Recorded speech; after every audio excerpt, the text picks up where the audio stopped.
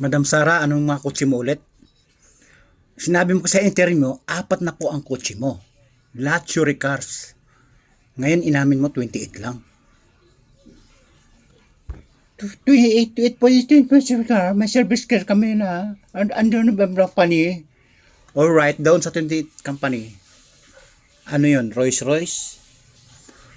Okay. Isa-isahin natin. Magkano bili mo sa Rolls Royce? I am not familiar. Oh, come on. Honest na siya yata eh. Naku, bumili ka sa lahat ng kotse o hindi mo alam kung magkano mo lahat. I know the price. Pero based on cash basic po. Parang installment. See is how much is this for Rolls Royce? For around 42. 42 million. Rolls Royce, isang kotse lang yon. What else? My Maybach Mercedes. How much? parang 22. Parang gano'n. 22 million. Pwede na ipakita yung screen. Hindi alam niyo paano pinagsasabi niyo. Kaya siguro nagkakaintindihan kayo. Itong, iwan ko ba? Lumalaman ang tsura ng kotse, ng pinag-uusapan ng kotse. Ilan yung Mercedes? Ano yung Maybach mo? Isa lang po. Yung Bentley. Wow, Bentley, maganda. Magkano Bentley mo? 20. You purchase brand new, all brand new. Yes po. Ilang Bentley? Isa lang po. What else? Yung G63. What is that? G63. Ano yun? Benz? G63? That's a sports car? G-Wagon. Wagon. How much is it? Parang sa 20 na yata. 20 million. One vehicle only. What else? Yung Cadillac po. What kind of Cadillac? Yung SUV. Escalade? Yes. Kagano? Parang yun, 11 million pa yata yun. Bulletproof? Isa lang. One white, one black. Dalawa. Both.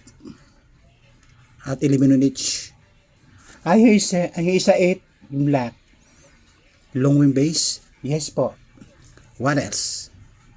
GMC. What is GMC. SUV rin to. Yes po. How many? Dalawa. Dalawa rin. How much it? Parang sa 11. Kakamali na. Oh, What else?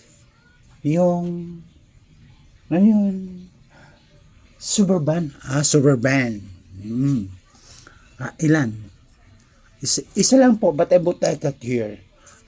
Ba't yung local? Bakit ito na itong sinasabi nito binili mo sa local dealer dito? Importer po. Basta di kasa binili po. Suburban po. O magkano? Parang sa 3. 3 million? Brand new? Sikanan binili mo? Lahat ito, luxury cars na to. Rolls Royce, Maybach, Bentley, Escalade, GMC, pare brand new. Bakit bumili ka ng second-hand brand new? Kasi po, lalo ng model. Bakit ka bumili ng second-hand? Samantala lahat yan ay mamahalin na. But at the time po, doon sa likit po, balabol na. Do you acquire this all luxury cars? All the same year? No po. Since 20, yeah. 2023, 21, 2022, May 2021 pa po. at 2021. So, ilang beses ka bumili ng kotse sa isang taon? Minsan sa isang tao, isa. Tatlo. Iba. Luxury. Kailan ka natuwa ka sa payo ng Rolls Royce? Last year lang po. Last year mo lang purchase. Yung payos po. Yung payo sa binili mo ha. Bukod sa nabanggit mo na sasakyan, luxury car, ano pa? Mga SUV po, mga jealous po. Hindi, ilan lang to? Ilan to? 3, 4, 5, 6, 7, 8. All the ultra top po sa dami. Sa dami. Opo. Doon sa 28 na pinurchase mo mga sasakyan, luxury cars, ilang taon mo binuno yun? Pa yung iba, You started purchases this luxury cars at what year? the one mismo, po na, 2022. No, did you start yung iba, yung autobiography, 2016. What is the autobiography? Benz Rover. May Benz Rover ka pala, hindi mo sinasabi sa akin. 2016 pa po siya. Ilan? No, is the one autobiography, Autobiography, ito ba Range Rover? Range Rover po. How much the purchase? 16. 16 million. 2016 pa po yun. Ilan? Isa lang po. What else? Aside from Range Rover, Defender. Ano siya? Range Rover. Range Rover din. Oh. Ilan? Isa Isa lang po. Isa 7 yata yun. Ilan? 7 million. Ano pa? Daybok. Ano? Daybok? What is Daybok? Range Rover. Range Rover pa rin. Marami ka Range Rover pala. Marami ka pala Range Rover sa Daybok. Malait ba to? Malaki? Malaki. Maliit. Sa 5 million. What else? Lang. Sarap ng buhay mo Sige pe, ano pa? Hindi ko na maalala sa. Sa dami talaga, di mo maalala no? Sino-sino ang gumagamit ng mga Lux car na yan? Kami po. Everyday, palit? Siguro, paalis niyo, malis kayo, maga, resource ang gamit mo. Pag uwi, kakain, paglalabas iba na magagamit mo. Sa dami nyo ng sasakyan, sa dami nyo ng kotse. So really, Filipino, watching to do, this is unavailable. 28 ng 48 luxury cars and disposal. Ngayon lang ako nakarinig, isang tao, mag-asawa, na ganito, kotse, mahalin. Di bali sana kung mga Fortuner, owner, kailan kayo, Rolls Royce, Maybach, Mercedes-Benz, Bentley, Escalade, Range Rover, ilan? GMC, Superban, G63, hindi ko na naintindihan yan palabas sabi ni Santila Soto, pera ng gobyerno, ano ba? Siya nasaan ang konsensya ni Madam? Isang tanong. Hindi ako naniniwala na wala kayong kontak sa DPWH. Hindi kami naniniwala Kahit hindi si Manito Raider, hindi kami naniniwala na wala kayong contacts. Ngayon, huwag kang tumingin. Tumingin ka sa akin. Wala namang nagtatanong sa'yo. Sino ba tinitignan mo dyan? Magkano binibigyan porsyento sa mga taga DPWH para mabigyan ka ng proyekto? Wala po akong binibigyan sa DPWH, Your Honor. Baka may pakita kong sulat sa'yo. Umamin ka na. Wala po ako napagkipanaman. Hindi po ako napagkitransaksyon. Sino? With DPWH. Inuin ka. Pag sinungaling ka, papakita ko yung sulat.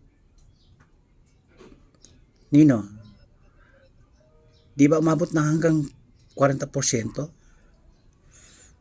Wala po ako. DPWH, wala po kausap sa DPWH. Wala po kausap talaga. I want working for it. Pag may nalabas ako mamaya, mag-isip-isip ka. Hindi ako nagbibiro. One last question. Mrs. Diskaya, mayroon ba pagkataon na siyam na pagkakataon na pang-aari mo ng mga siyam na construction company na sila naglalaban sa isang kontrata? Hindi po. Sigurado ka? Pag nakukuha ko ng impormasyon, nasisinti mo Gerald sa Alpha Pi Omega, sino pa? Si Alpha Omega, si Gerald, hindi po sasali sa isang bidding. Sa ibang license, sumasasama po sila. Andin minsan kasi naglalaban ni Siyam. Also, it's not legitimate bidding. Dahil yung Siyam na yun, ng laban-laban na yun, isang award sa isang kontrata, isang may-ari. Kahit sino doon, Sinong mananalo doon na yun? Ikaw ang panalo. Dahil sa lahat yun ikaw ang may-ari nun Correct? Tama? Hindi po kasi may bidding may-ari, iba-ibang may-ari kami. Sus, hindi kasi, business kaya. Kanina, sinabi mo, alpha may omega lang yung ang sa'yo. Tinanong kita ulit, inimurit ko lahat, yung siyam na korporasyon, inamin mo, sa'yo lahat yun. O, di ba? Records will bear me out. Tinatanong ko sa'yo, siyam na korporasyon, laban-laban pa sa bidding yan. Hindi pa sumagot, ayaw pa sumagot. Hindi po, sumagot po ako. Opo. Naglaban-laban yung siyam na korporasyon na yun sa isang bidding, sa isang kontrata. Kung sino manalo doon, siyam na manalo, sa'yo pa rin yun. Tama? Ikaw pa rin panalo. Tama? Correct? Opo. Alright guys, sa sunod naman na diskusyon, napatawanan ako sa huli. Babu!